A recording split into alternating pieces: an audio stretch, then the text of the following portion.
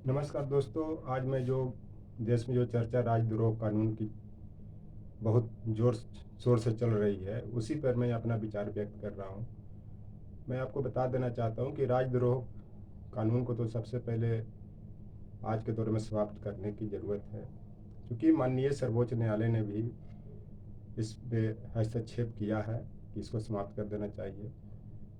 चूँकि यह कानून जो है ब्रिटिश काल का देन है, जो 1857 ईस्वी के विद्रोह के बाद इसको 1870 में लागू किया गया था, ताकि ब्रिटिश सरकार अपने हितों की रक्षा कर सके, देश के लोग उसके खिलाफ कुछ बोल नहीं सके। उसी तरह से आज भी ये कानून का इसका जो उपयोग किया जा रहा है, जो वर्तमान सरकार भी कर रही है, कि जो भी इनके खिलाफ कुछ बोल रहे हैं उन पर राजद्रोह का केस लगा दिया जा रहा है। मैं बता देना चाहता हूँ कि लोकतंत्र में शासन जो है वो संविधान से और कानून से चलता है, विधि का शासन होता है, न कि किसी व्यक्ति का शासन होता है। लेकिन आज सिर्फ व्यक्ति का शासन चल रहा है, ये सभी लोग देख रहे हैं। दूसरी चीज़ है कि जो 1919 ईस्वी में जो राउलेट एक्ट भी जो ब्रिटिश गवर्नमेंट लगाया था, जिसको बिना दलील बिना वकील का कानून भी कहा जाता था, जिसके विरोध में जलियांवाला बाग कांड हुआ, जिसमें हजारों हजार, दसों हजार, लाखों आदि पर आप बोल सकते हैं, जो भी 50,000 लोग जमा थे, उस पर किस तरह से गोलियां चलाई गई। उसी तरह से आज की गवर्नमेंट देख लीजिए, जहाँ पे बीजेपी की गवर्नमेंट सरकार है, चाहे मध्य प्रदेश हो, चाहे खास करके उत्तर प्रदेश में, जो भी योगी आदित्यनाथ के खिलाफ या उस सरकार के खिलाफ बोलते हैं, किस तरह से इनकाउंटर किया गया पिछले 5 वर्षों में, वो किसी से छिपा हुआ नहीं है। ये चलते इस कानून का लाभ उठा करके या फ़ायदा, गलत तरीके से फ़ायदा उठा करके किस तरह से लोगों की हत्याएं की जा रही है। कानून ना कोई वकील, ना उनकी कोई सुनवाई करने का अवसर दिया जा रहा है, सीधे जेल में डाल दिया जा रहा है। दूसरी चीज़ कि लोकतंत्र में जो सरकार सिर्फ प्रबंधक होती है, वो मालिक नहीं होती है, मालिक जनता होती है, क्योंकि उसको चुनता है, किंग मेकर जनता होती है। इस चलते इस कानून का नाजायज़ फ़ायदा उठाने की कोशिश नहीं करें। और ये 1870 के बाद से किस तरह से इसको इस्तेमाल किया गया है, आप 1947 तक आते आते, हालांकि इस कानून को समाप्त करने के बाद Kedarnath Singh versus Bihar state case में भी हुआ था, जो 1962 में हुआ था। बच्चन सिंह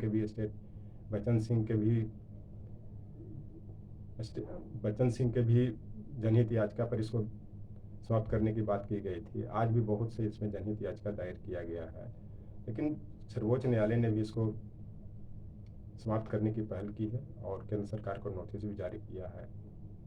चलते सरकार सिर्फ संरक्षक या प्रबंधक हो सकती है, वो जनता के हित की बात कर सकती, चाहे कोई भी पार्टी की सरकार। दूसरी चीज़ की लोकतंत्र में असहमति और विचार अभिव्यक्ति, ये बुनियाद होता है। आपको भारतीय संविधान के अनुच्छेद 19 में भी विचार अभिव्यक्ति की स्वतंत्रता दी गई है, असहमति की स्वतंत्रता दी गई है। इसका मतलब ये नहीं किसी को आप जेल भेज दीजिएगा, ईडी लगा दीजिएगा, सीबीआई लगा दीजिएगा। जहाँ जहाँ दंगा हो रहा है उसके खिलाफ लोग बोल रहे हैं। अभी आज कल कल जो जोधपुर में, कल परसों जो जोधपुर में दंगा हुआ, जो किस तरह से किया गया है, उस पर लोग बोल रहे थे उसको आप टारगेट कर रहे हैं, ईडी सीबीआई लगा रहे हैं। जहाँ पे आपका गवर्नमेंट है उसको सीधे जेल में डाल दे रहे हैं और एक तरफा कार्रवाई कर रहे हैं। आप कहीं कहीं भी देख लीजिए, सिर्फ मुस्लिम कम्युनिटी को आप उसमें दंगा करवाने में उनको शामिल कर रहे हैं, उनके खिलाफ कानूनी कार्रवाई कर रहे हैं। इससे संविधान का अर्थ नहीं होता। संविधान के अर्थ समानता की बात होती है। मैं कहता हूँ कि जो भी गलत करता है, इसका मैंने एक पक्ष को आप मन बढ़ा रहे हैं, और गलत को कभी संरक्षण न दीजिए, क्योंकि गलत गलत को संरक्षण देने के बाद वो आपको भी ख़त्म कर देगा। चाहे किसी घर का बेटा हो, भाई हो, या कोई भी हो, दूसरे को जब मारता है तो सब उसको साथ देता है। जब उसके घर में उसको मारने लगता है तब समझ में आता है।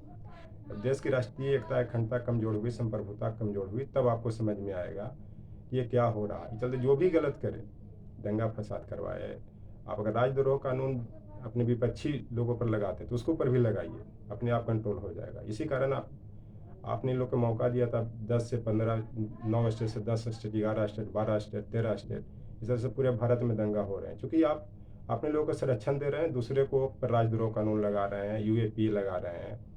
ये इस चलते ये पागलपन नहीं करने की ज़रूरत है। क्योंकि एक भारत दुर्दशा में भी एक आया था कि मदवा पीले पागल जीवन बीत्यो जात, बिनु मत जगत सार कछु नहीं मान हमारी बात।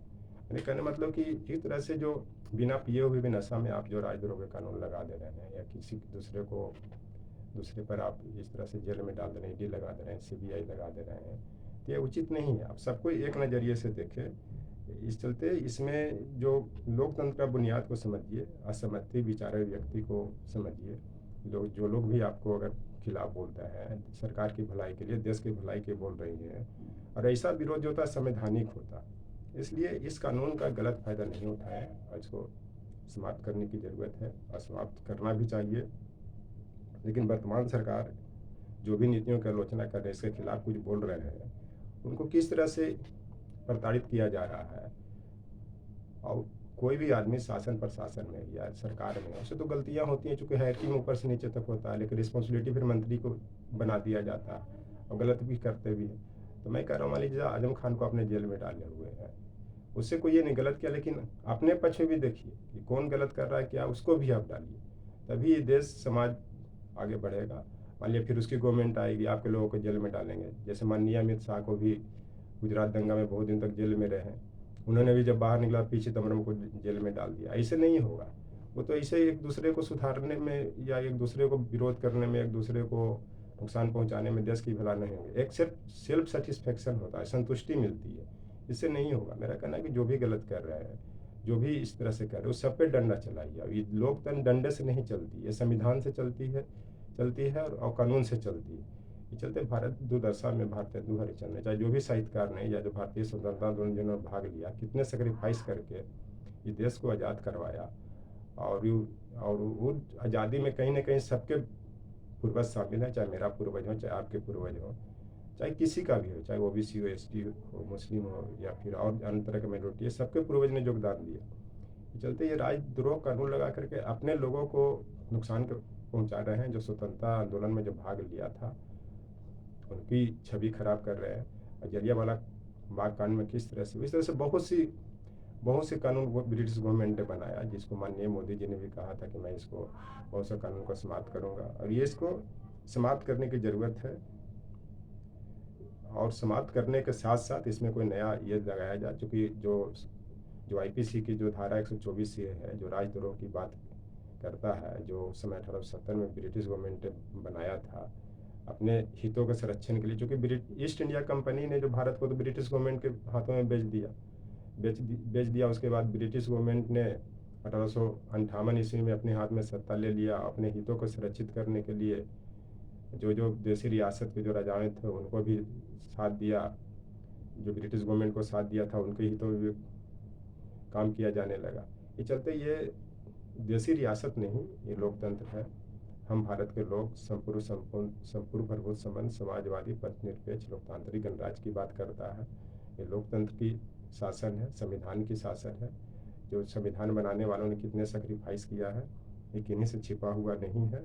और सब लोग देख रहे हैं कि किस तरह से ये देश में लोकतंत्र के संरक्षण करने के लिए या संविधान बनाने के लिए कितना लोग सेक्रीफाइस किया है। यह देश किसी का जागीर नहीं है, न किसी का सामंत है कि जैसे चाहेगा चलाएगा। जागीर समझ करके इसको अपने तरह से चलाने के प्रयास नहीं करे। ये लोकतंत्र प्रधान देश है, व्यक्ति प्रधान देश नहीं है। ये मान लिया जाए कि माननीय गृह मंत्री का देश है या प्रधानमंत्री का देश है, ये सभी का देश है। ये चलते इस कानून को समाप्त करने की ज़रूरत है और माननीय सर्वोच्च न्यायालय ने भी इस कानून को समाप्त करने की बात की है। Thank you.